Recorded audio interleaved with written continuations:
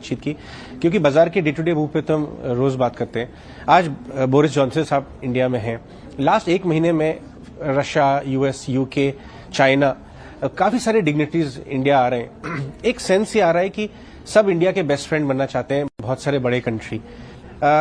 ये आप कैसे देख रहे हैं कि इंडिया जो इकोनॉमी एक बड़ी होती जा रही है, लेकिन जियोपॉलिटिकल भी एक डिफरेंट लेवल पे अब हमारी बातचीत हो रही है, ये आप कैसे उभरता भारत देखते हैं?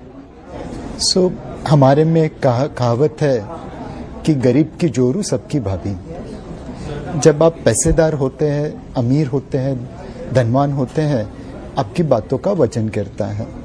जब आप एक पिछड़े हुए देश होते हैं, तब कोई आपको दिखता नहीं है।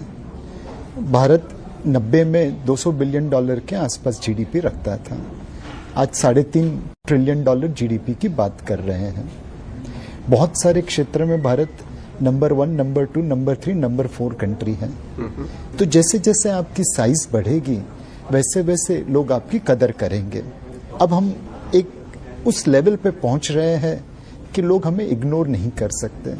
अगर आप हर क्षेत्र में दुनिया की टॉप 5 इकोनॉमी बन रहे हैं, तो जाहिर है कि बाकी सारे देश आपसे रिश्ता बनाना चाहेंगे।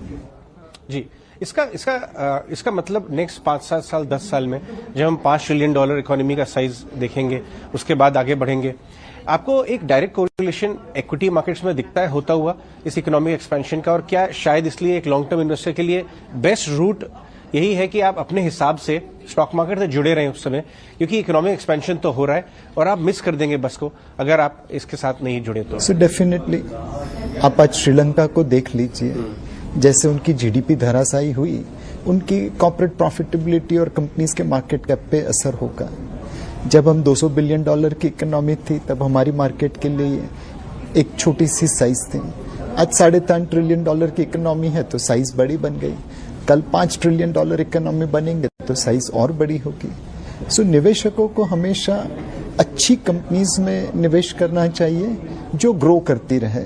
बट जब आप पूरे मार्केट को देखें, तो मार्केट की कंपनीज की ग्रोथ कंट्री की जीडीपी ग्रोथ से बहुत दूर नहीं हो सकती। कोई एक कंपनी जीडीपी ग्रोथ से 5 गुना 10 गुना भी ग्रो कर सके, बट पूरा जो झुंड है वो तो कंट्री के ग्रोथ से बहुत दूर नहीं रह सकता। एंड अगर आप स्टॉक मार्केट का रिटर्न देखें, तो वो मोटा मोटा नॉमिनल जीडीपी ग्रोथ के आसपास रहता है, कभी ऊपर कभी नीचे, बट ओवर लॉन्ग टर्म उस एवरेज के आसपास ही रहता है। नीश भाई, आपने काफी लंबे अरसे से 30 साल से लगभग इंडियन मार्केट्स देखे हैं, ग्लोबल मार्केट्स देखे हैं। ये इन्फ्लेशन की जो चिंता बन रही है इस समय, ये सिर्फ कॉर्पोरेट प्रॉफिट्स पे नहीं, हमारी आपकी पर्सनल जिंदगी में भी बहुत बन गई है। ये इससे बचने का इन्वेस्टर के लिए क्या उपाय है, और ये क्या ये शॉर्ट टर्म फिनोमेना है, आपको ये नॉर्मलाइज होता हुआ नजर आता है? नंबर 1। और नंबर 2, लॉन्ग टर्म में भी इन्फ्लेशन से कैसे बचा जाए एक बड़े इन्वेस्टर के लिए? एक समय था जब डबल डिजिट इन्फ्लेशन हमारे लिए नॉर्मल था। आज इन्फ्लेशन मिड सिंगल डिजिट है और हमें वो महंगा लग रहा है। सेकंड चीज, पिछले 7 महीनों से अमेरिकन महंगाई का दर भारत की महंगाई के दर से ऊपर है।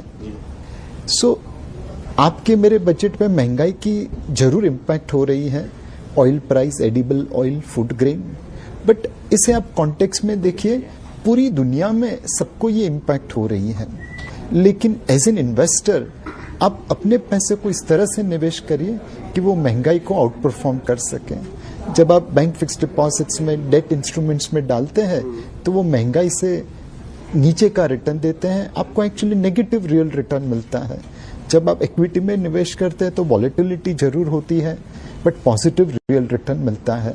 तो सही एसेट एलोकेशन करिए, रेगुलर निवेश करिए और लॉन्ग टर्म के लिए निवेश करिए। ये 3 मंत्र से आप महंगाई के दानव को जीत पाएंगे। एक आखिरी सवाल, क्योंकि आपने प्रॉफिटेबिलिटी की बात की, प्रॉफिट साइकिल इस समय भारत के कॉर्पोरेट इंडिया का आपको कैसा दिखता है? 2 पॉइंट्स पे। एक तो क्या, कौन से फेज में है वो? क्या मिड फेज में आ गया है? यहां से कितना प्रोलॉन्ग होता हुआ नजर आता है? 3 से 7 साल का क्या आपको विजिबिलिटी है प्रॉफिट साइकिल की, मिड डबल डिजिट? 2008 से लेके 2020 तक हमने corporate profit as a percentage of GDP गिरता हुआ देखा था। अब 2020 के बाद हमने corporate profit as a percentage of GDP बढ़ता हुआ देखा है। मुझे लगता है कि अभी भी हम एक ऐसी साइकिल में है जहां पे कॉर्पोरेट प्रॉफिट ग्रोथ आता रहेगा, लेकिन मार्च 2022 में कॉर्पोरेट प्रॉफिट ग्रोथ के ऊपर एडवर्स इंपैक्ट होगा, जून 2022 के रिजल्ट में भी एडवर्स इंपैक्ट लगेगा, ऐसा हमें लगता है। तो नियर टर्म में कॉर्पोरेट प्रॉफिट लोगों के अंदाज से नीचे आएगा। Over a longer period of time मुझे लगता है कि कॉर्पोरेट प्रॉफिट लो डबल डिजिट में ग्रो करता रहेगा।